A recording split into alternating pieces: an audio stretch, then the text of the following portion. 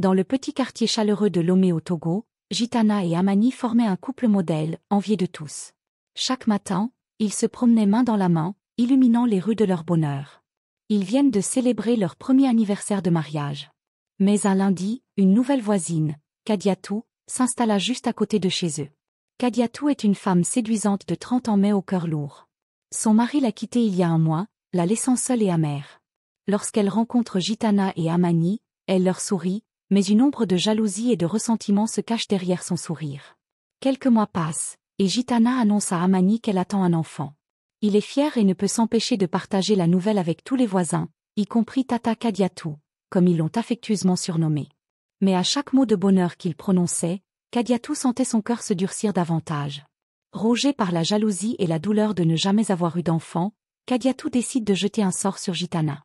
Elle consulte un marabout en secret et lui demande de jeter un sort terrible sur Gitana, condamnant son enfant à ne jamais voir le jour jusqu'à ce qu'elle en meure. Les mois passent, et alors que la grossesse de Gitana dépasse largement le terme, elle commence à s'inquiéter. Les médecins sont déconcertés. Amani essaie de rester fort, mais l'angoisse le ronge également. Kadiatou, quant à elle, commence à répandre des rumeurs dans le quartier, se moquant discrètement du malheur de ses voisins. La situation de Gitana devient critique. Elle ne peut plus sortir, et son état de santé se détériore. Les voisins, influencés par les rumeurs de Kadiatou, commencent à se détourner du couple. Kadiatou, elle, savourait chaque instant, persuadée que sa malédiction ne pourrait jamais être brisée. L'état de Gitana semble se stabiliser, mais Kadiatou, craignant que le sort ne s'affaiblisse, décide de retourner voir le marabout pour renouveler le sortilège. Elle est prête à payer un prix encore plus élevé pour s'assurer que Gitana ne donne jamais naissance à son enfant. Malgré le renouvellement du sort, Gitana continue de vivre. Elle arrive à accomplir ses tâches quotidiennes, mais chaque soir, une douleur lancinante envahit son ventre, la laissant épuisée. Amani, bien que découragée, reste à ses côtés, la soutenant avec une force presque désespérée. Kadiatou, en voyant que Gitana continue de vivre, bien qu'avec douleur, commence à douter de l'efficacité du sort. Le marabout lui avait promis que Gitana en mourrait, mais elle est toujours en vie. Elle se sent dévorée par l'anxiété et le regret commence à s'installer. Malgré les épreuves, Amani refuse de laisser tomber sa femme. Chaque soir, il masse son ventre, murmure des mots doux, et prie pour un miracle. Sa foi en leur amour est la seule chose qui lui reste, et il s'accroche à cet espoir avec toute la force qui lui reste. Les forces que Kadiatou avait invoquées pour détruire Gitana se retournaient désormais contre elle. Des cauchemars la tourmentaient chaque nuit, et sa maison, autrefois paisible, devenait un lieu d'angoisse et de terreur. Le prix à payer pour la haine était plus élevé qu'elle ne l'avait imaginé. Une nuit, après un épisode particulièrement douloureux, Gitana déclare à Amani qu'elle ne laissera pas la douleur la détruire. Elle décide de vivre pleinement malgré le sort, refusant de se laisser abattre par la malédiction de la voisine. Kadiatou, maintenant envahie par la peur et les remords, voit sa santé mentale et physique se détériorer. Elle commence à perdre du poids, son teint devient terne, et les voisins commencent à remarquer son changement. Elle réalise peu à peu que le sort se retourne contre elle. 10 années se sont écoulées, et Gitana est toujours dans la même situation. Malgré son ventre énorme, elle continue de mener une vie normale. Elle a appris à gérer la douleur et a maintenu une carrière professionnelle, devenant même respectée dans son domaine. Mais chaque soir, la douleur persiste, rappelant la malédiction silencieuse qui plane sur sa vie. Lors d'une promenade tranquille, Gitana et Amani furent approchés par des missionnaires chrétiens. Ils parlaient de Jésus, de foi et de miracles, mais le couple, endurci par des années de douleur, n'y voyait qu'une lueur d'espoir futile dans un océan de désespoir. Cette nuit-là, après avoir rencontré les missionnaires, Gitana fait un rêve étrange. Elle se trouve dans un paysage lumineux, baigné d'une lumière douce et apaisante. Soudain, une silhouette majestueuse, qu'elle identifie comme le Saint-Esprit, apparaît devant elle. La voix est douce mais puissante, et elle lui demande de le suivre. Gitana se réveille en sursaut, le cœur battant. Elle se tourne vers Amani, encore endormie, et reste silencieuse. Le rêve l'a profondément troublée, et bien qu'elle n'ait jamais été religieuse, quelque chose en elle semble changer. Après des jours de réflexion, Gitana prend une décision. Elle se tourne vers Amani, son mari, et lui fait une demande surprenante. Elle veut aller à l'église, un lieu qu'il avait toujours évité, mais quelque chose dans son cœur lui dit que c'est là qu'elle trouvera des réponses. Amani, bien que surpris par la demande de sa femme, accepte. Le lendemain, ils se préparent et partent ensemble vers l'église. Sur le chemin, Gitana sent un mélange d'appréhension et d'espoir, tandis qu'Amani, malgré son scepticisme, reste à ses côtés avec amour. Pendant ce temps, chez Kadiatou, la situation prend une tournure dramatique. Alors qu'elle se lève de son lit, elle ressent une douleur intense qui se propage dans tout son corps. Elle tente de bouger, mais ses jambes refusent de répondre. En un instant, elle se retrouve paralysée, incapable de se lever, tandis qu'une terreur froide envahit son esprit. Gitana et Amani arrivent finalement à l'église. L'endroit est calme, baigné de lumière. En entrant, Gitana ressent une paix étrange l'envahir. Ils sont accueillis par les missionnaires qu'il avait rencontrés auparavant, qui les conduisent à l'autel pour prier.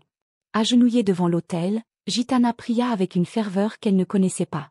Les missionnaires joignirent leurs prières aux siennes, et bientôt, elle sentit de nouveau la présence du Saint-Esprit. « Ta délivrance est proche » murmura une voix douce mais puissante, emplissant son cœur d'une nouvelle espérance. Gitana se lève de l'autel, sentant une force nouvelle en elle. Amani, ému par ce qu'il vient de voir, la prend dans ses bras, convaincu que leur vie est sur le point de changer.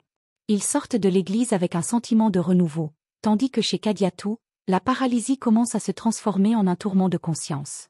Après avoir vu la paix et la force retrouvées chez Gitana, Amani décide de prendre une grande décision.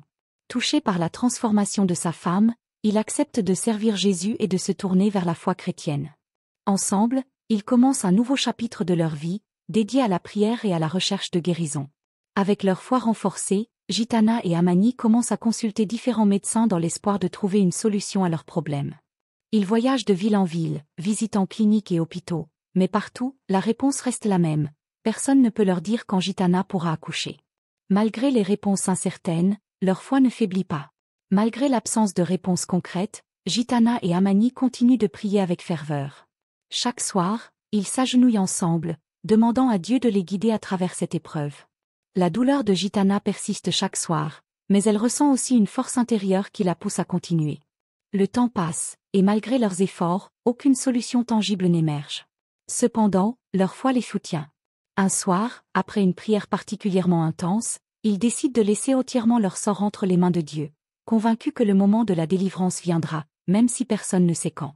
Les années passent, et Kadiatou, rongée par la culpabilité, voit sa santé et sa vie décliner. Un jour, incapable de supporter davantage le poids de ses actions, elle décide de se rendre chez Gitana et Amani pour leur confesser tout ce qu'elle a fait. Gitana et Amani, profondément touchés par la confession de Kadiatou, se regardent longuement. Malgré la douleur qu'ils ont endurée, ils savent que le pardon est la seule voie vers la paix. Ils tendent la main à Kadiatou, la relevant doucement, et lui offrent leur pardon. Après cet épisode, Gitana et Amani décident de déménager pour commencer une nouvelle vie loin des souvenirs douloureux. Ils trouvent une nouvelle maison dans un quartier paisible où ils peuvent recommencer à zéro, emportant avec eux la leçon précieuse du pardon. Quelques mois après leur déménagement, Gitana ressent des changements dans son corps. Après tant d'années de douleur et de prière, elle découvre avec émerveillement qu'elle est enfin sur le point de donner naissance. Amani et elle voient cela comme une bénédiction divine. Après des années de souffrance, de prière et de foi, Gitana donne enfin naissance à un beau petit garçon. Le couple voit cette naissance comme un miracle, un signe que Dieu a béni leurs entrailles et entendu leurs prières. Remplis de gratitude pour la bénédiction qu'ils ont reçue, Gitana et Amani décident de faire une action de grâce. Conscients de l'importance de la foi dans leur parcours, ils décident d'apporter une contribution significative à la construction de leur église locale, en guise de remerciement pour tout ce que Dieu a fait pour eux. Le geste de Gitana et Amani ne passe pas inaperçu. Une cérémonie spéciale est organisée à l'église pour les remercier et bénir leur nouvelle vie. Pendant la cérémonie, le pasteur prononce des paroles puissantes, demandant à Dieu de continuer à guider et à protéger cette famille qui a traversé tant d'épreuves. Après la cérémonie, Gitana et Amani sentent que leur vie a véritablement tourné une page. Ils commencent un nouveau chapitre, entourés de l'amour de leur communauté et fortifiés par la foi. Leur histoire devient une source d'inspiration pour tous ceux qui les connaissent. Grâce à la contribution généreuse de Gitana et Amani, l'église entame des travaux de construction pour agrandir son bâtiment. Les membres de la communauté, inspirés par l'exemple du couple, se mobilisent également pour aider à la construction, offrant leur temps, leur énergie et leurs ressources. L'église devient un lieu central de la vie communautaire, attirant de plus en plus de fidèles. Kadiatou, toujours paralysée, est informée des actions de Gitana et Amani. Rongée par le remords et impressionnée par leur foi, elle décide de révéler publiquement ce qu'elle a fait. Avec l'aide de quelques voisins, elle est portée à l'église où elle demande pardon devant toute la congrégation. Sous les yeux de toute la communauté, Kadiatou versa des larmes de repentance en confessant ses péchés. Pardonnez-moi pour tout le mal que je vous ai causé, dit-elle d'une voix tremblante. Gitana et Amani, remplis de compassion, lui offrirent leur pardon, et le pasteur prononça une bénédiction pour sa guérison, alors que la congrégation éclata en applaudissements. Kadiatou, après avoir été pardonnée, commence lentement à retrouver la force dans son corps. Elle devient une fervente pratiquante de l'Église, aidant autant qu'elle le peut malgré ses limitations physiques. Elle se lie d'amitié avec Gitana et Amani, et leur relation se transforme en un lien fraternel fort et sincère. Les jours de douleur et de